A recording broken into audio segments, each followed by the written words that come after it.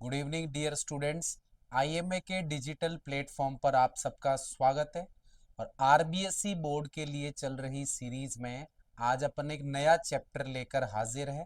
तो आज अपन बात करेंगे चैप्टर जैव विविधता और इसके संरक्षण की। जैव विविधता और इसका जो संरक्षण है बेटा, ये चैप्टर बोर्ड में 3 मार्क्स का है बेटे। और इस चैप्टर से कोई भी निबंधात्मक प्रश्न नहीं आएगा। इससे शॉर्ट, वेरी शॉर्ट, एमसीक्यू या फिल इन द ब्लैंक्स जैसे क्वेश्चन आएंगे। कोई भी लॉन्ग आंसर या निबंधात्मक प्रश्न नहीं आएगा। तो अपन इस चैप्टर को जो है ऐसे छोटे छोटे सवालों के रूप में क्या करेंगे, डिस्कस करेंगे। सही। और ये वीडियो हिंदी मीडियम वाले बच्चों के लिए रहने वाला है। इंग्लिश मीडियम वाले बच्चों के लिए पहले ही वीडियो आ चुका है। तो आप तुरंत जो है इस वीडियो को जाकर क्या कीजिए, देखिए। और लाइक, शेयर और सब्सक्राइब भी करना है चैनल को। सही।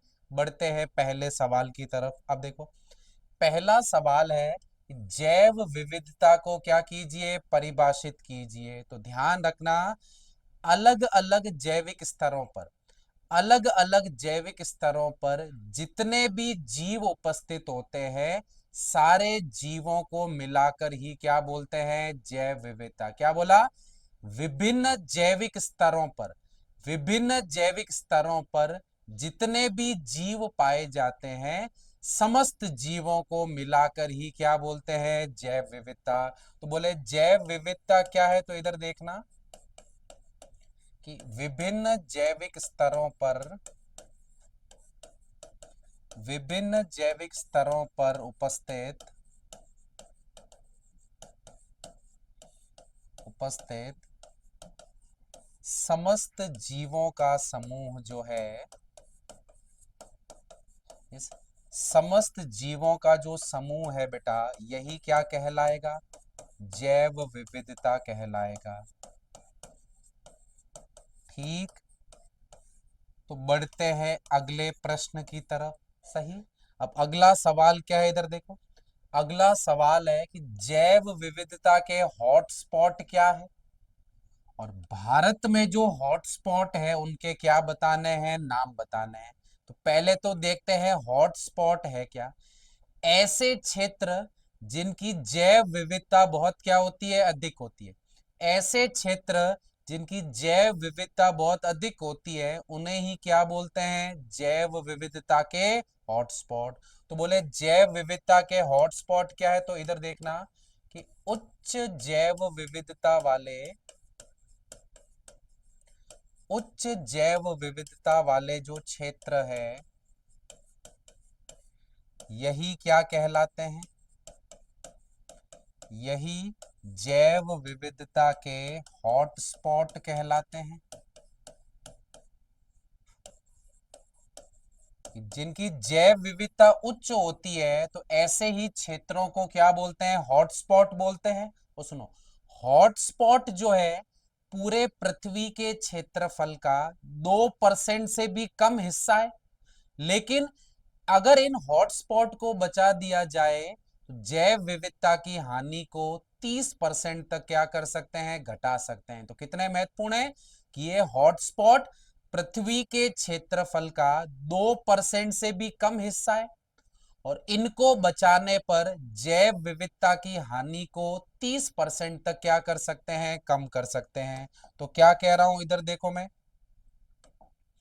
तो तो जैव विविधता के जो हॉटस्पॉट है बेटा,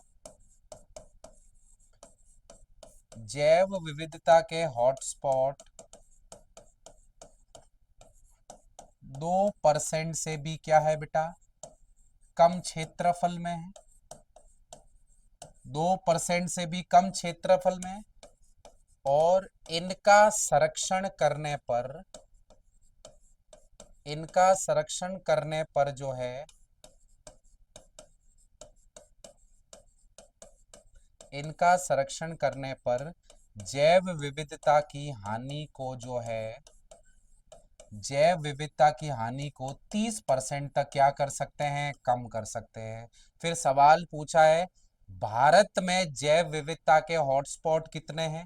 तो अगर मैं बात करूं भारत की बेटे, तो भारत में जो है तीन हॉटस्पॉट है। और भारत में तीन हॉटस्पॉट कौन सा है? तो पहला तो आपको ध्यान रखना है वेस्टर्न घाट, और वेस्टर्न घाट के साथ साथ श्रीलंका। दूसरा जो आपको ध्यान रखना है वो है इंडो बर्मा बॉर्डर। और तीसरा जो आपको ध्यान रखना है वो है ईस्टर्न हिमालय। ठीक, तो सवाल था क्या है? हॉटस्पॉट। तो ऐसे क्षेत्र जिनकी जैव विविधता उच्च होती है इन्हें ही क्या बोलते हैं? हॉटस्पॉट बोलते हैं। और भारत में कितने हॉटस्पॉट है? तीन। अब यही पूछ ले विश्व में कितने हैं, तो विश्व में कुल कितने हॉटस्पॉट है? 34 हॉटस्पॉट है। सही। बढ़ते हैं अगले सवाल की तरफ। अब अगला सवाल है कि उष्ण कटिबंधीय जो क्षेत्र है इनकी जैव विविधता शीतोष्ण से ज्यादा होती है, क्यों? सवाल क्या है कि जो उष्ण कटिबंधीय क्षेत्र है इनकी जैव विविधता ज्यादा होती है शीतोष्ण से, क्यों? तो अच्छे से समझना। देखो, अगर मैं ग्लोब की बात करूं तो बेटा ये जो रेखा जाती है इसे अपन बोलते हैं इक्वेटर। क्या बोलते हैं इसे? इक्वेटर। और ये वाले जो भाग होते हैं बेटा पृथ्वी के इसे बोलते हैं ध्रुव। तो देखो ये वाला जो भाग है इसे भी अपन क्या बोलेंगे? ध्रुव। अब सुना, इक्वेटर के पास में जो एरिया होता है उसको ही अपन क्या बोलेंगे? उष्ण कटिबंधीय। और ध्रुव के पास जो एरिया होता है, जो क्षेत्र होता है, उसी को क्या बोलते हैं? शीतोष्ण बोलते हैं। क्लियर है? अब सवाल पूछा है कि शीतोष्ण की तुलना में उष्ण कटिबंधीय में जैव विविधता ज्यादा होती है, क्यों? तो इसके तीन प्रमुख कारण हैं। पहला प्रमुख कारण क्या है? ध्यान से सुनना। पहला प्रमुख कारण क्या है कि जो उष्ण कटिबंधीय क्षेत्र जो है ये लंबे समय तक अपरिवर्तित रहते हैं। और लंबे समय तक अपरिवर्तित होने के कारण जीवों को जाति उद्भवन के लिए समय क्या मिलता है? ज्यादा। और समय ज्यादा मिलेगा तो जाति उद्भवन ज्यादा होगा। जाति उद्भवन ज्यादा होगा तो जैव विविधता भी क्या होगी? ज्यादा। तो क्या कहा कि उष्ण कटिबंधीय वन जो है ये लंबे समय तक अपरिवर्तित रहते हैं, इसीलिए इनमें जीवों को जाति उद्भवन के लिए समय क्या मिलता है? ज्यादा। और समय ज्यादा मिलेगा तो जैव विविधता भी क्या होगी? ज्यादा। तो देखो पहला कारण क्या है कि जो उष्ण कटिबंधीय वन है, उष्ण कटिबंधीय वन जो है बेटा ये लंबे समय तक जो है वो क्या रहते हैं? लंबे समय तक अपरिवर्तित रहते हैं, जिस कारण जो है जीवों को जीवों को जाति उद्भवन के लिए जो है जाति उद्भवन के लिए क्या मिलता है? अधिक समय मिलता है। ठीक है। अगला कारण क्या है? तो सुनो इधर कि उष्ण कटिबंधीय वन जो है इसमें अनुकूल वातावरण होता है। और अनुकूल वातावरण होने के कारण इनकी जैव विविधता भी क्या होगी? ज्यादा होगी। तो दूसरा कि जो उष्ण कटिबंधीय वन है इसके अंदर क्या होता है बेटा? अनुकूल वातावरण होता है। अब अनुकूल वातावरण का मतलब है इन वनों में आर्द्रता भी होगी, आर्द्रता के साथ साथ गर्मी भी होगी, इसके साथ साथ नमी भी होगी, इनमें उपयुक्त तापमान भी होता है, और इसके साथ साथ इनमें पर्याप्त मात्रा में क्या होती है? वर्षा भी होती है। तो ऐसे अनुकूल वातावरण के कारण इनकी जो जैव विविधता है वो क्या होगी? ज्यादा। और तीसरा कारण क्या है कि उष्ण कटिबंधीय वन में पर्याप्त मात्रा में प्रकाश मिलता है। और पर्याप्त मात्रा में प्रकाश मिलने के कारण इनकी उत्पादकता ज्यादा होगी। और इनकी उत्पादकता ज्यादा होगी तो जैव विविधता भी क्या होगी? ज्यादा। तो क्या कहा तीसरा कारण? कि इन वनों में पर्याप्त मात्रा में प्रकाश होता है। और पर्याप्त मात्रा में सौर प्रकाश होने के कारण इनकी उत्पादकता अधिक होगी, और उत्पादकता अधिक होगी तो यहाँ पर जैव विविधता भी क्या होगी, ज्यादा। तो तीसरा कारण क्या है कि इन वनों में जो है बेटा, इनमें जो है पर्याप्त मात्रा में सौर विकिरणन होता है। इस कारण इनकी क्या होगी, उच्च उत्पादकता, और उत्पादकता ज्यादा होगी तो इन क्षेत्रों में जैव विविधता भी क्या होगी, उच्च होगी। सही। तो सवाल पूछे, उष्णकटिबंधीय वनों में जैव विविधता ज्यादा होती है, क्यों? तीन कारण याद रखने। पहला, जाति उद्भवन जो है वो ज्यादा होगा। दूसरा, अनुकूल वातावरण होगा। और तीसरा, सौर विकिरणन ज्यादा होने के कारण उत्पादकता ज्यादा होगी, और उत्पादकता ज्यादा होगी तो जैव विविधता भी क्या होगी, ज्यादा। सही। बढ़ते हैं अगले प्रश्न की तरफ। अब अगला सवाल है, अर्थ समिट और वर्ल्ड समिट कहां पर हुई थी, और इनके क्या बताने हैं, उद्देश्य बताने हैं।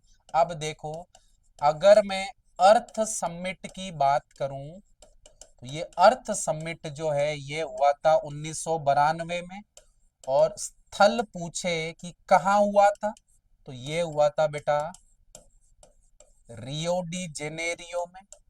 और रियो डी जेनेरियो जो है ये कहां पर है, ब्राजील में। सही। फिर बोले, अर्थ समिट का उद्देश्य क्या है, तो अर्थ समिट का जो उद्देश्य था बेटा, ये था जैव विविधता का अध्ययन करना, और जैव विविधता का क्या करना, संरक्षण करना। तो इसका जो उद्देश्य है बेटा, वो उद्देश्य क्या है, इसका उद्देश्य जैव विविधता का अध्ययन व क्या करना, संरक्षण करना। क्लियर है? तो आपको पता होना चाहिए अर्थ समिट कौन से वर्ष में हुई थी और कौन से स्थल पे। दूसरा पूछा है, वर्ल्ड समिट कहां हुई थी, तो वर्ल्ड समिट जो है बेटा ये 2002 में हुई थी। और इसका भी अगर आपको स्थल पूछे तो इसका स्थल याद रखना है जोहानिसबर्ग। और जोहानिसबर्ग जो है वो कहां पर है, साउथ अफ्रीका में है। ठीक है। और वर्ल्ड समिट जो है पूछे, इसका उद्देश्य क्या है, तो इसका उद्देश्य है जैव विविधता की हानि को क्या करना, कम करना। सही। तो इसका उद्देश्य क्या है बेटे, तो इसका उद्देश्य है जैव विविधता की हानि को क्या करना, कम करना। तो बहुत बार सवाल आता है कि अर्थ समिट और वर्ल्ड समिट कब हुई थी, कहां पर हुई थी, और इनके क्या उद्देश्य है। सही। बढ़ते हैं अगले सवाल की तरफ। अब अगला सवाल है, जैव विविधता की हानि पर क्या करनी है, टिप्पणी करनी है। बहुत ही बढ़िया सवाल है। मैं इसको निबंधात्मक की तरह लेके चलूंगा और इसमें बहुत सारे छोटे छोटे पॉइंट कवर कर लूंगा। तो देखो, वैसे तो जैव विविधता की हानि के बहुत सारे कारण हैं, लेकिन आपकी किताब में कुछ कारणों की बात करी हुई है तो अपन उन्हीं को देखेंगे। तो जैव विविधता की हानि का सबसे जो पहला कारण है बेटे, वो है आवासीय क्षति तथा खंडन। सबसे पहला कारण है आवासीय क्षति और खंडन, और ये जैव विविधता की हानि का क्या है, प्रमुख कारण है। अब क्या है आवासीय क्षति, तो ध्यान रखना, जैसे जैसे इंसानों की जनसंख्या बढ़ रही है, तो जनसंख्या बढ़ने के कारण जो है, ध्यान रखना, वन जो है उनकी कटाई लगातार क्या है, जारी है। और वनों की कटाई होने के कारण जीवों का जो प्राकृतिक आवास है वो क्या होता जा रहा है, खत्म होता जा रहा है। और जीवों का अगर प्राकृतिक आवास खत्म हो जाएगा तो जैव विविधता या जो जीव है वो भी क्या हो जाएंगे, लुप्त हो जाएंगे। तो आवासीय क्षति क्या है कि जीवों का प्राकृतिक आवास खत्म होता जा रहा है, और प्राकृतिक आवास के खत्म होने के कारण ही जैव विविधता क्या हो रही है, लुप्त हो रही है। अब इसका बहुत ही बढ़िया उदाहरण आपकी किताब में लिखा हुआ है बेटा, तो ध्यान रखना कि जो अमेजोन वर्षा वन है बेटा, अमेजोन वर्षा वन है, इनकी बहुत ही ज्यादा क्या होती है, जैव विविधता। ये जो है बेटा उच्च जैव विविधता वाले क्या है, क्षेत्र है। उदाहरण समझना कि अमेजोन के जो वर्षा वन है ये उच्च जैव विविधता वाले क्षेत्र है, यानी इनकी जैव विविधता बहुत ही क्या है, ज्यादा। और जो अमेजोन के जो वर्षा वन है बेटा, इसी को पृथ्वी के क्या बोलते हैं, फेफड़े बोलते हैं। इसी को पृथ्वी के फेफड़े बोलते हैं, क्योंकि ये 20% ऑक्सीजन का क्या करते हैं, उत्पादन करते हैं। तो अमेजोन के जो वर्षा वन है, इनकी जैव विविधता बहुत ज्यादा होती है और ये 20% ऑक्सीजन का उत्पादन करते हैं, इसीलिए इन्हें पृथ्वी के क्या बोलते हैं, फेफड़े भी बोलते हैं। अब सुनो, ये जो अमेजोन के वर्षा वन जो है ये पहले 14% थे, और अब आवासीय क्षति के कारण ये घटकर केवल कितना बच गए हैं, 6%। केवल कितना बच गए हैं, 6%। और अगर ये वर्षा वन कम होंगे तो इनमें रहने वाले जो जीव है वो भी क्या हो जाएंगे, विलुप्त हो जाएंगे। तो पृथ्वी के फेफड़े बोलते हैं। और ध्यान रखना इधर कि आवासीय क्षति व खंडन के कारण, वह खंडन के कारण यह वर्षा वन जो है, यह वर्षा वन जो है 14% से घटकर, यह जो वर्षा वन है 14% से घटकर जो है वो कितने हो गए हैं, 6% हो गए हैं। ये तो हुआ पहला कारण। अब देखो, जीवों के विलुप्त होने का अगला कारण क्या है बेटा, तो अगला कारण है वो है अति दोहन। अब देखो, अति दोहन क्या है, तो जब किसी जीव का आवश्यकता से ज्यादा, जब किसी जीव का आवश्यकता से ज्यादा दोहन किया जाता है या उस जीव का शोषण किया जाता है, तो वो जीव भी क्या हो जाएगा, विलुप्त हो जाएगा। तो अति दोहन क्या है, आवश्यकता से ज्यादा प्रयोग में लेने पर किसी भी जीव का शोषण माना जाता है, और वो जीव इस अति दोहन के कारण ही क्या हो जाता है, विलुप्त हो जाता है।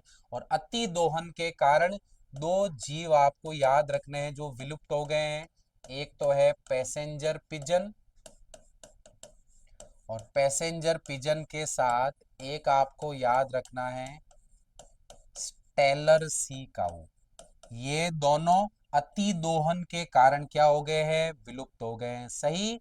अब अति दोहन के अलावा एक और कारण है विलुप्त होने का, वो है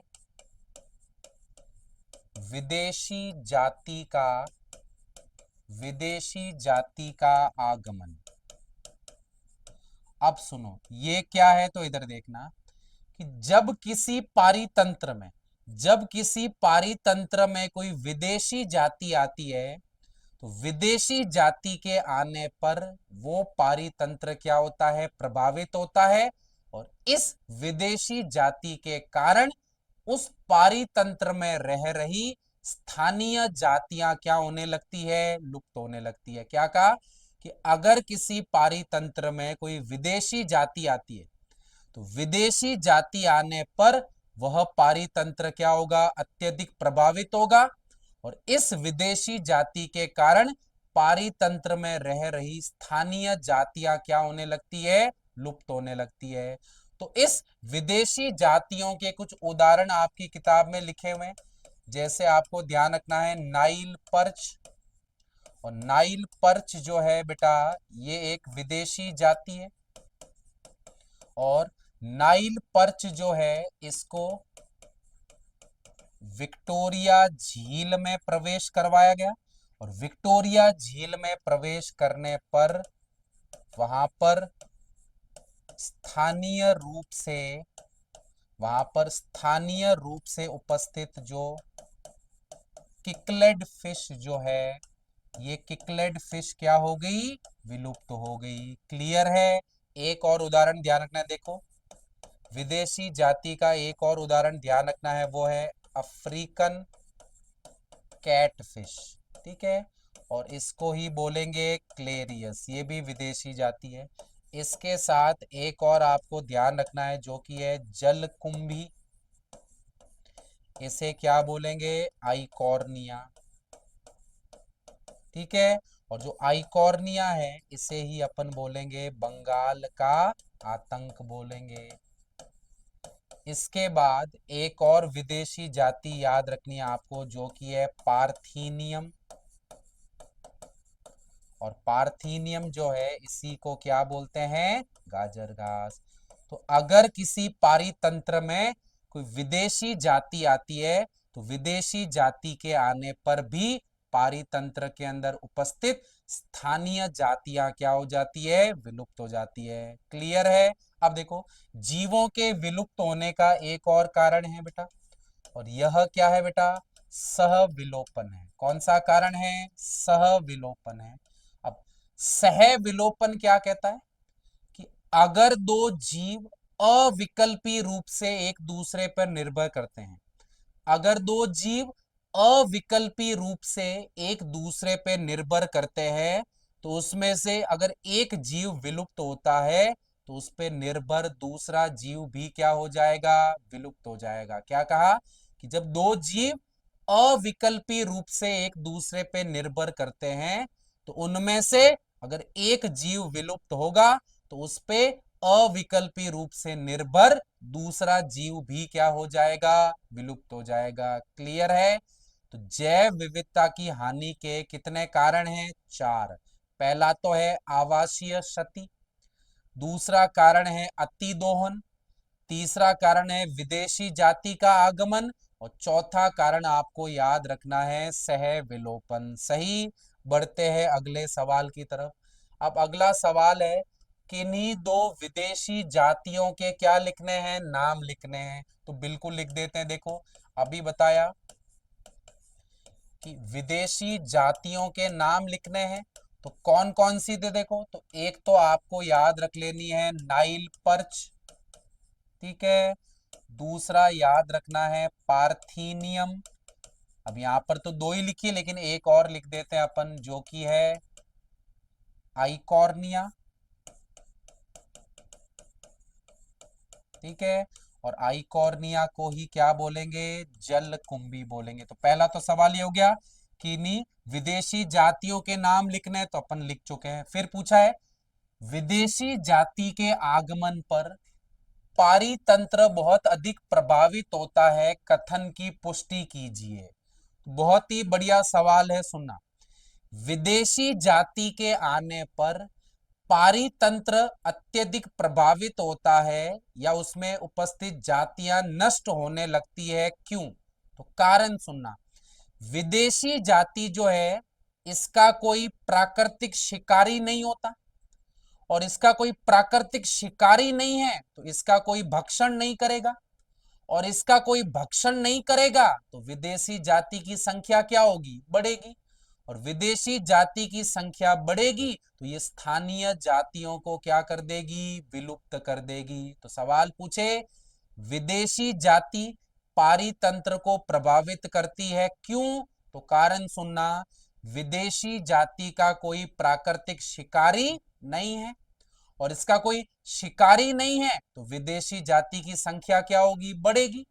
और इसकी संख्या बढ़ेगी तो ये स्थानीय जातियों को क्या कर देगी, विलुप्त कर देगी। तो ध्यान रखना इधर कि जो विदेशी जाति है बेटे, इस विदेशी जाति का पारितंत्र में कोई प्राकृतिक शिकारी नहीं होता। इस कारण यह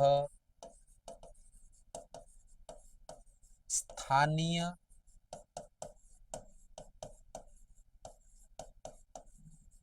जैव विविधता की स्थानीय जैव विविधता की विलुप्ति का क्या बनते हैं, कारण बनते हैं। तो बोले ये पारितंत्र को प्रभावित करती है। क्यों?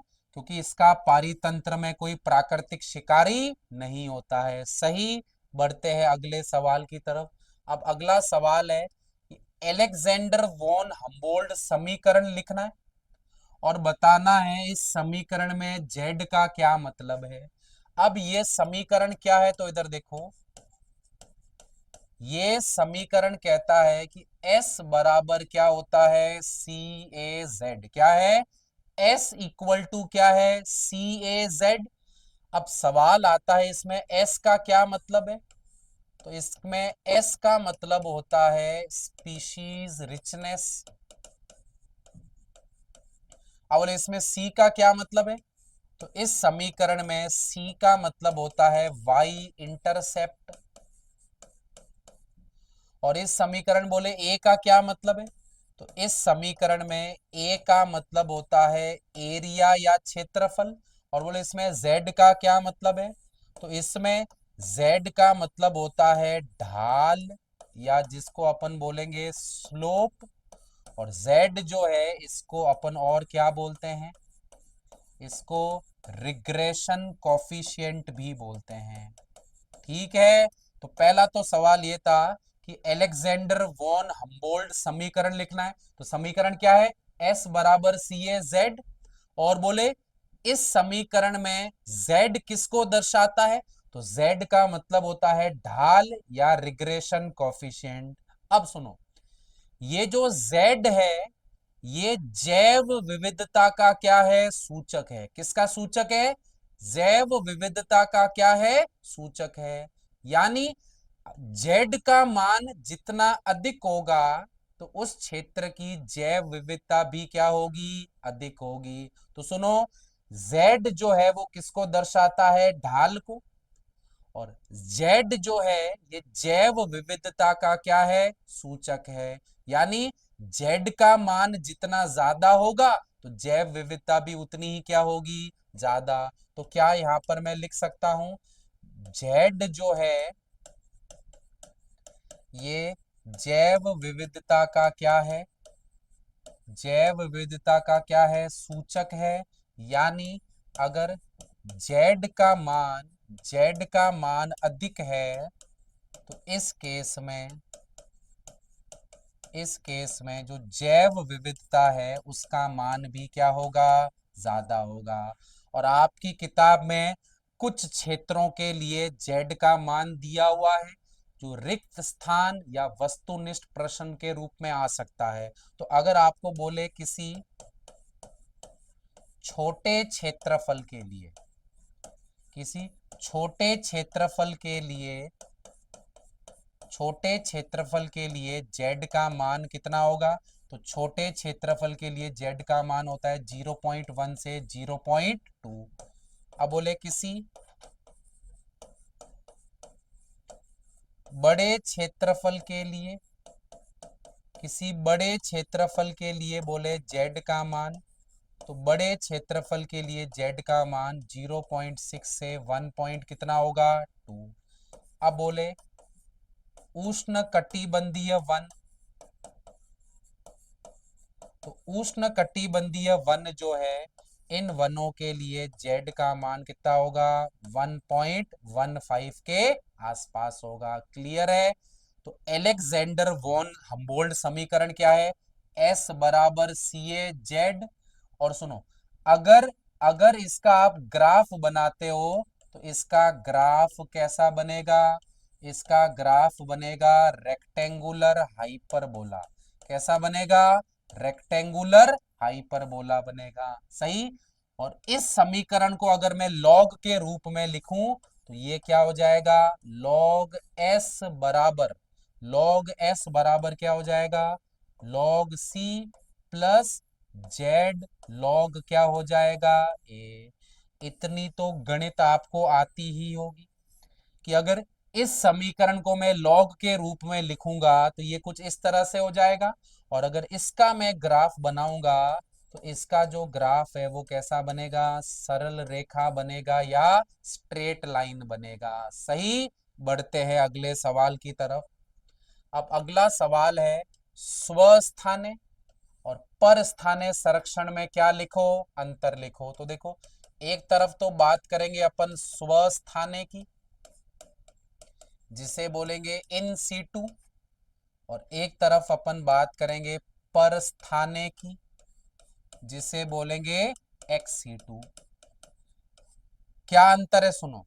स्वस्थाने क्या है कि जब जीवों को उनके प्राकृतिक आवास में ही संरक्षित किया जाता है, तो इसी को क्या बोलेंगे, स्वस्थाने संरक्षण।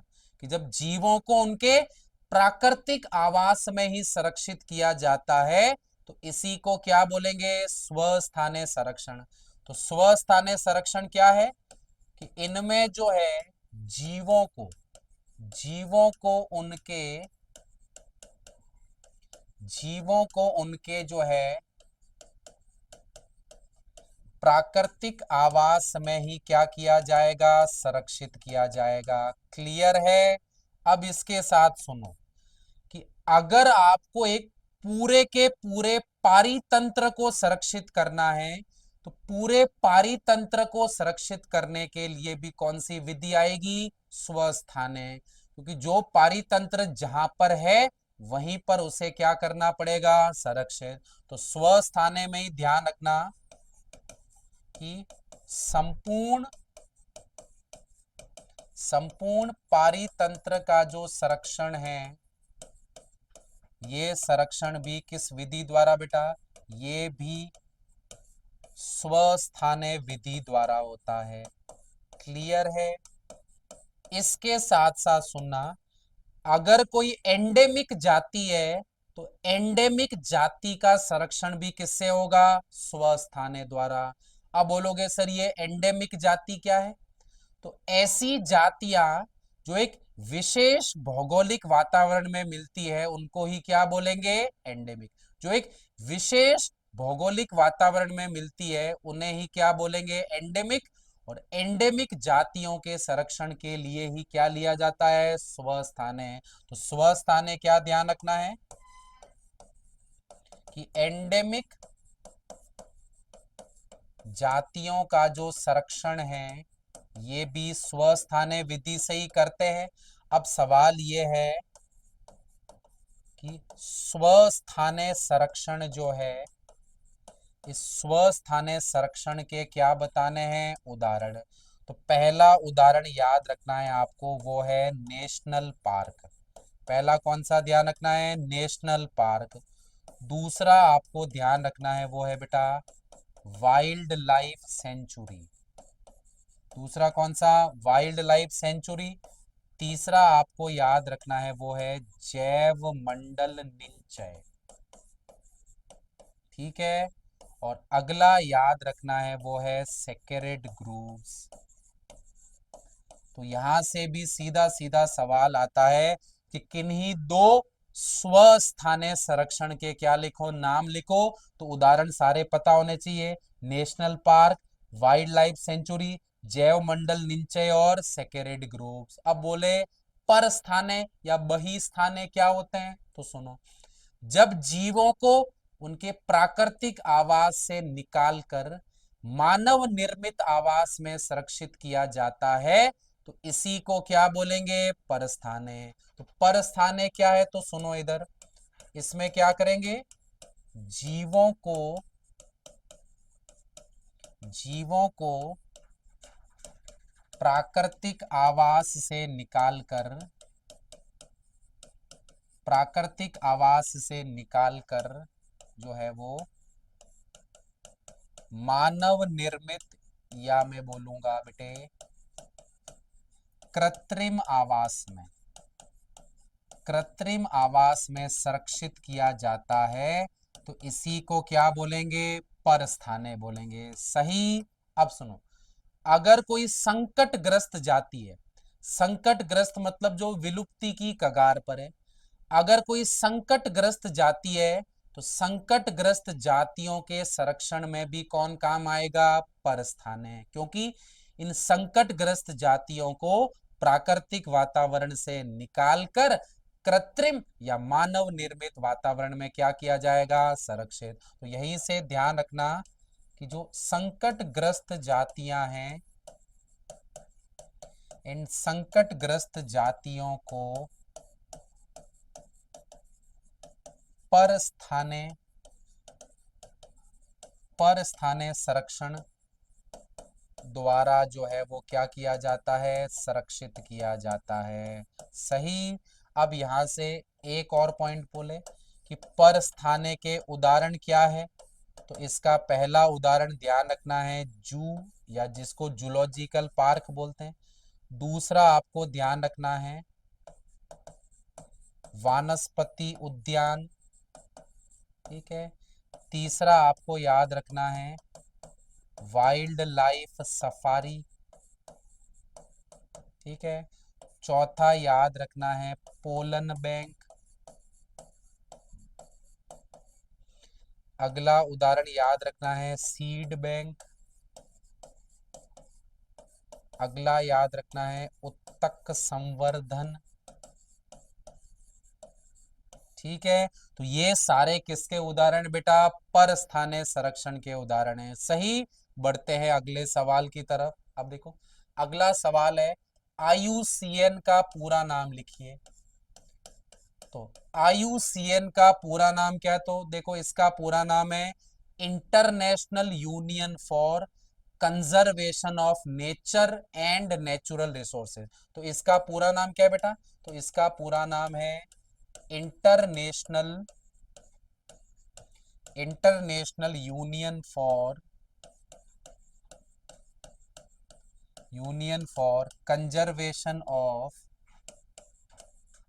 कंजर्वेशन ऑफ नेचर एंड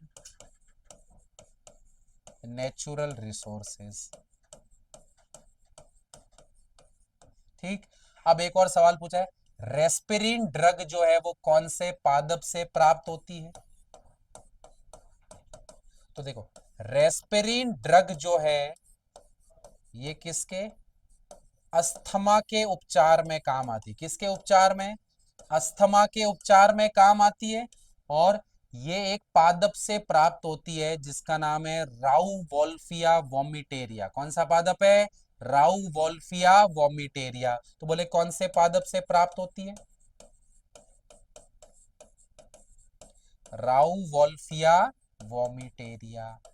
सही। बढ़ते हैं अगले सवाल की तरफ।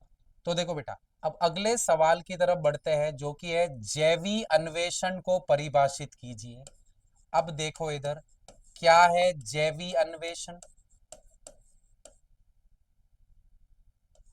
तो देखो इसे इंग्लिश में अपन बोलेंगे बायो प्रोस्पेक्टिंग।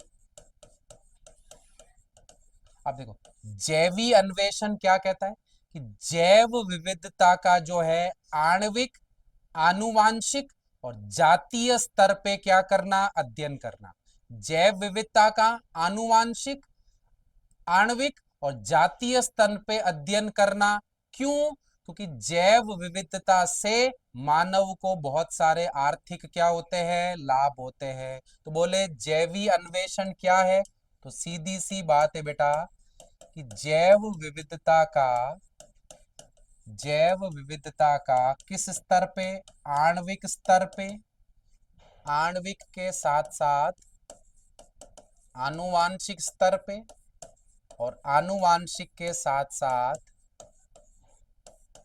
जातीय स्तर पर क्या करना, जातीय स्तर पर क्या करना, अध्ययन करना। इसी को क्या बोलते हैं, जैवी अन्वेषण। क्यों करना, क्योंकि ध्यान रखना,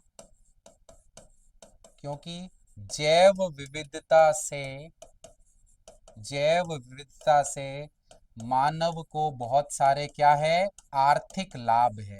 मानव को बहुत सारे क्या है, आर्थिक लाभ है।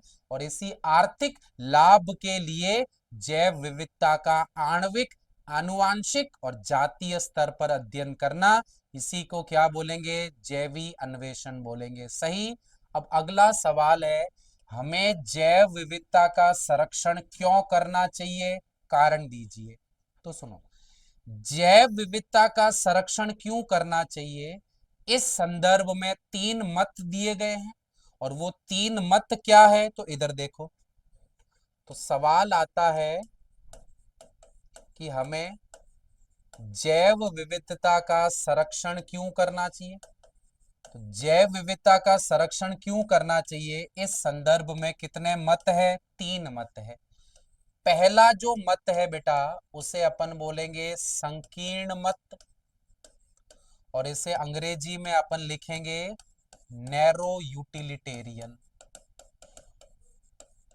अब देखो, ये मत क्या कहता है कि जैव विविधता से मानव को प्रत्यक्ष रूप से आर्थिक फायदे, और प्रत्यक्ष रूप से आर्थिक फायदे हैं, इसीलिए हमें जैव विविधता को क्या करना चाहिए, संरक्षित करना चाहिए। तो ये मत क्या कहता है, तो इधर देखो, ये मत कहता है कि जैव विविधता से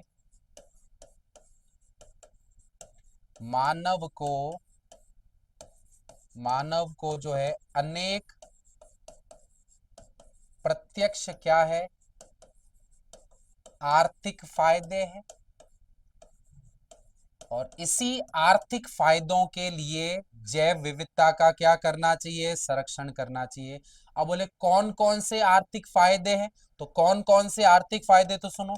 जैव विविधता से हमें भोजन मिलता है, भोजन के साथ साथ जैव विविधता से क्या मिलता है, ईंधन भी मिलता है, ईंधन के साथ साथ जैव विविधता से इमारती लकड़ी भी मिलती है, इमारती लकड़ी के साथ साथ रेशे भी मिलते हैं, इसके साथ साथ कई सारे औद्योगिक उत्पाद भी मिलते हैं, जैसे रेजिन, टैनिन, गम, और इसके साथ साथ जैव विविधता से बहुत सारी औषधि या मेडिसिन भी क्या होती है, प्राप्त होती है। और इन सभी आर्थिक महत्व के लिए हमें जैव विविधता को क्या करना चाहिए, संरक्षित करना चाहिए। अब देखो, एक मत और है जिसे अपन बोलेंगे व्यापक मत, और व्यापक मत को अंग्रेजी में बोलेंगे ब्रॉडली यूटिलिटेरियन। अब सुनो, व्यापक मत क्या कहता है कि जो जैव विविधता है ये अनेक पारितंत्र सेवाओं में भाग लेती है, और ये अनेक पारितंत्र सेवाओं में भाग लेती है, इसीलिए हमें इसका क्या करना चाहिए, संरक्षण करना चाहिए। बोले संरक्षण क्यों करना चाहिए, क्योंकि जैव विविधता जो है ये अनेक पारितंत्र अनेक पारितंत्र सेवाओं में काम करती है, इसीलिए इसका संरक्षण करना चाहिए। अब बोले पारितंत्र सेवाएं कौन सी, तो सुनो। अमेजोन के जो वर्षा वन है, इनकी जैव विविधता उच्च होती है, और ये वर्षा वन 20% ऑक्सीजन का क्या करते हैं, उत्पादन करते हैं। और ये जो वर्षा वन है ये ऑक्सीजन का उत्पादन करते हैं, और ऑक्सीजन का उत्पादन होना ये किस श्रेणी में आएगा, पारितंत्र सेवाओं में। तो ध्यान रखना, इसमें पहला तो याद रखना है जैसे ऑक्सीजन का उत्पादन, और इसके बाद अगला याद रखना है आपको, वो है परागण कारक। अब परागण कारक क्या है, तो सुनो। तो ऐसे जीव जो पराग कणों का स्थानांतरण करते हैं उन्हें ही बोलेंगे परागण कारक। और ध्यान रखना, अगर परागण कारक नहीं होंगे तो पौधे में परागण नहीं होगा, परागण नहीं होगा तो उस पौधे के अंदर बीज और फलों का विकास नहीं होगा। तो परागण कारक जो है ये भी किसका हिस्सा है, पारितंत्र सेवाओं का। तो व्यापक मत कहता है कि जैव विविधता से अनेक पारितंत्र सेवाएं हैं, इसीलिए जैव विविधता को क्या करना चाहिए, बचाना चाहिए। अब जैव विविधता संरक्षण का तीसरा जो मत है इसको बोलेंगे नैतिक मत, या इसे बोलेंगे एथिकल इश्यू। अब नैतिक मत क्या कहता है, ये मत कहता है कि जो जैव विविधता है इसमें जंतु और पादपों को क्या किया जाता है, पूजा जाता है। और जंतु और पादपों को पूजा जाता है यानी इनका धार्मिक महत्व है, और धार्मिक महत्व के दृष्टिकोण से भी हमें जैव विविधता को क्या करना चाहिए, बचाना चाहिए। तो नैतिक मत क्या कहता है कि जो जैव विविधता है, इस जैव विविधता का क्या है बेटा, धार्मिक या मैं बोलूंगा आध्यात्मिक महत्व है। और आध्यात्मिक महत्व मतलब कई क्षेत्रों में जो है पादप तथा जंतुओं की क्या की जाती है, पूजा की जाती है। और पादप और जंतुओं की पूजा की जाती है, यानी उनका धार्मिक महत्व है। और इसी धार्मिक और आध्यात्मिक महत्व के कारण हमें जैव विविधता का क्या करना चाहिए, संरक्षण करना चाहिए। सही। तो इस तरह मैंने सवालों के रूप में ये पाठ क्या कर लिया है, डिस्कस कर लिया है। सही। तो अब देखो, मिलेंगे किसी अगले लेक्चर में एक और वीडियो के साथ। तब तक आप अपनी पढ़ाई को कंटिन्यू रखिए और बोर्ड एग्जाम के लिए ध्यान रखना, एक एक चैप्टर को अच्छे से पढ़ना है। और इस सीरीज में अपन जो है एक एक चैप्टर को सवालों के रूप में देख रहे हैं। तो जिन्होंने इस वीडियो को नहीं देखा है तो उस वीडियो को देखें, लाइक करें, शेयर करें। ठीक है।